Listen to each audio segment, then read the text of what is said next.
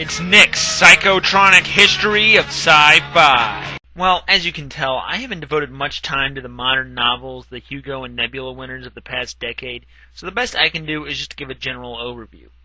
Well, the main thing I've noticed that has come into prominence is the rise of tie-in novels, huge, long series that are spun off from already established universes like Star Trek and Star Wars.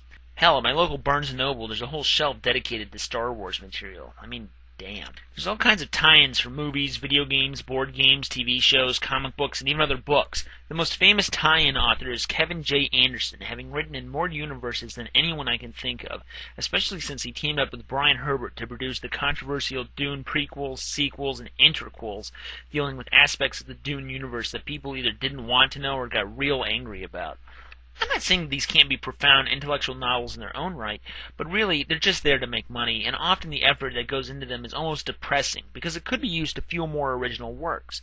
There have been novels throughout the past decade that could really rank up there as classics, but nothing truly great that had a massive impact on the genre. At least I don't think so.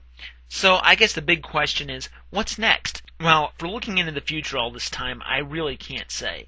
With the growing use of technology and many dreams of yesteryear coming true, it really becomes a question of what is and what isn't science fiction. If somebody writes a story about a trip to the International Space Station, I don't think Analog is going to publish it. It could happen. Well, there is, of course, me, a rising star in the genre and soon to become one of the greatest authors of the 21st century, but that's still a couple of years away. I hope you enjoyed my little retrospective. I certainly did. It's always fun to think about the nostalgic joys, and I hope I drew you to some books you hadn't read before, or hell, even the genre. I'm always encouraging people to read and assimilate new ideas. I know I missed some heavy hitters like Lester Del Rey and Frederick Pohl, but if this feature proves popular, I might do it again.